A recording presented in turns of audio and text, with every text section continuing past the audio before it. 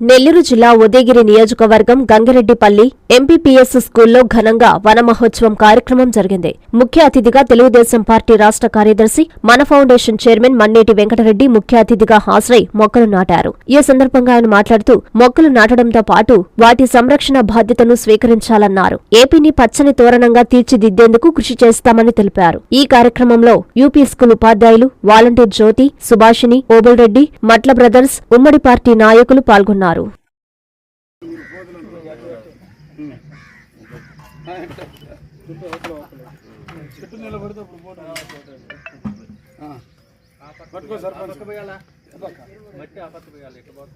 నీళ్ళు పోస్తే కరిగట్టు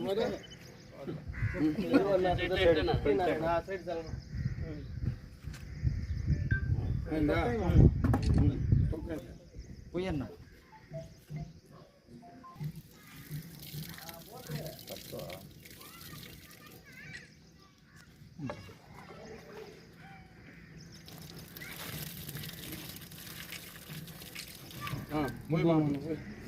పూర్తిగా పోయి తడవాలి కింద దాకా మట్టి నీళ్ళు పోసిన తొక్కండి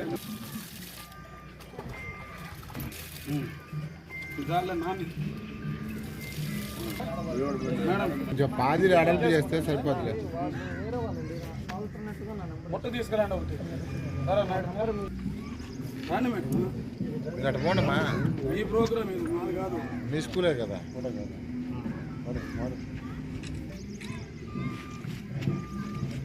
ఒక్క నిమిషం అన్న. చలో పారు పార పార చలక పార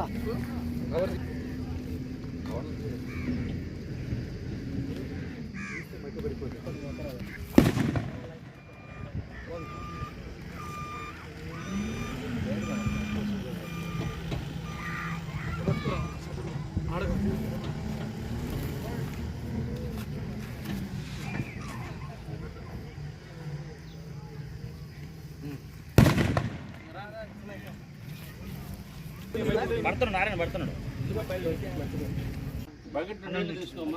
అలా ఇటు చూడు, పట్టుకో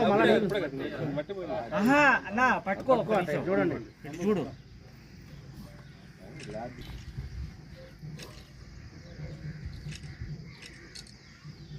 ఓకే మేడం ఊరు వచ్చేసి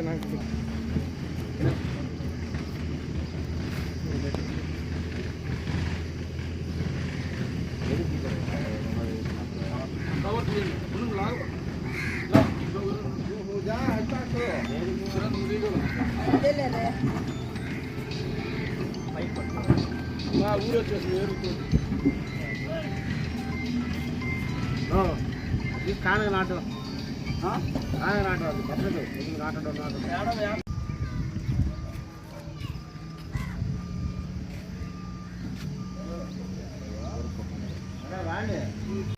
నమస్కారం. ఈరోజు ఏదైతే కేంద్ర ప్రభుత్వం ఏర్పాటు చేసినటువంటి వనమహోత్సవ కార్యక్రమంలో భాగంగా నెల్లూరు జిల్లా ఉదయగిరి మండలం కొండాయిపాలెం పంచాయతీలో స్కూల్ ఆవరణలో మొక్కలు నాటడం జరిగింది.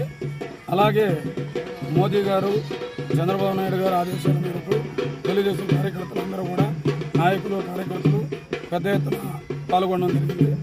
ఈ కార్యక్రమంలో చాలా స్కూల్ ఆవరణలో మొక్కలు నాటాము. అలాగే గుడి ఆవరణం నాటుతున్నాము. ఇంకా పోతే రేపు ఈ గవర్నమెంట్ వచ్చి 3వ నెల అవుతున్న సందర్భంగా రేపు 31వ తారీఖు, ఎల్లుండి 1వ తారీఖు సెలవు ఉన్న కారణంగా బాబు గారు మన ముఖ్యమంత్రి వారిలో విజనరీ ఆలోచనతో పేదలకి ఒకరోజు ముందుగానే పింఛన్లు కూడా పంపకం చేయమని ఆదేశాలు ఇచ్చారు.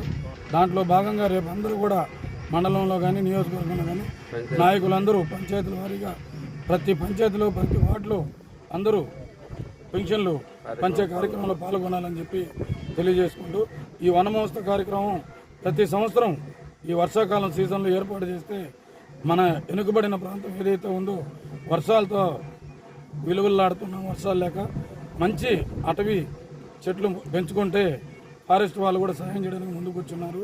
మనమంతా మంచి చెట్లు పెంచుకొని ఏపుగా పెంచుకుంటే రేపు రాబోయే రోజుల్లో మంచి వాతావరణం ఏర్పడి వర్షాలు కూడా వచ్చే అవకాశాలు ఉన్నాయని చెప్పి మీ అందరికీ తెలియజేసుకుంటున్నాను.